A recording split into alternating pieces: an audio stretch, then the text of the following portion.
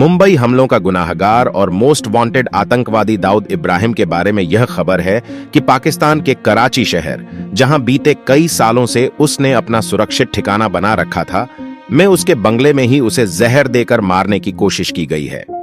Social media के हवाले से कहा जा रहा है कि कराची में दाऊद को एक अस्पताल में भर्ती कराया गया है।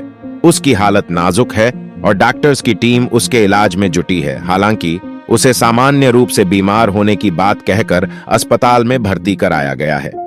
गौरतलब है कि इससे पहले भी दावा किया गया था कि दाऊद कई गंभीर बीमारियों से जूझ रहा है।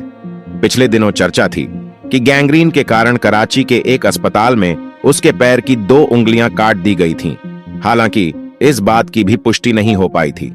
मोस्ट वांटेड आतंकवादी और डी कंपनी का प्रमुख दाऊद इब्राहिम भारत का भगोड़ा है। वह 1993 के मुंबई बम विस्फोटों का मास्टरमाइंड है, जिसमें 250 से अधिक लोगों की जान चली गई और हजारों लोग घायल हो गए। इसके बाद ही उसे भारत का मोस्ट वांटेड आतंकवादी घोषित किया गया था। तब से उसने पाकिस्तान में शरण ले रखी है। भारत ने कई बार इसके सबूत भी पेश किए। हालांकि पाकिस्तान लगातार उसकी देश में मौजूदगी से इनकार करता रहा है। आखिर किसने ऐसा किया है?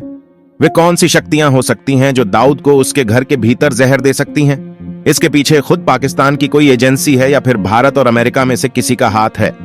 दाऊद इब्राहिम को जहर दिए जाने की बात सामने आने के बाद इसे कुछ लोग बीते करीब 2 वर्षों के दौरान मारे गए पाकिस्तानी आतंकियों से जोड़ रहे हैं। इनमें रियाज अहमद, शाहिद लतीफ, ख्वाजा शाहिद और अबू हंजाला के नाम शामिल हैं। उनमें से कुछ को जहर देकर भी मारा गया है।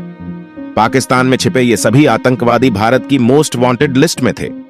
दाऊद भी भारत के लिए मोस्ट वांटेड है और उसको भी जहर देने की बात सामने आई है, तो मामले को दूसरे आतंकियों की मौत से जोड़ा जा रहा है। दाऊद इब्राहिम 1993 के मुंबई बम हमले का आरोपी है। अमेरिका ने भी उसे आतंकी घोषित कर रखा है। मुंबई ब्लास्ट के बाद दाऊद भारत से भाग गया था। भारत की खुफिया एजेंसियां दाऊद के ठिकाने के साथ साथ उसकी आवाज तक हासिल कर चुकी हैं।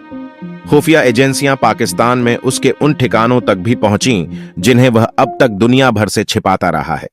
ज्यादा वक्त नहीं हुआ जब दाऊद की आवाज के आधार पर भारत की एजेंसियां इस नतीजे पर पहुंची थीं कि दाऊद कराची में ही है और वहीं से अपना गैरकानूनी कारोबार चला रहा है।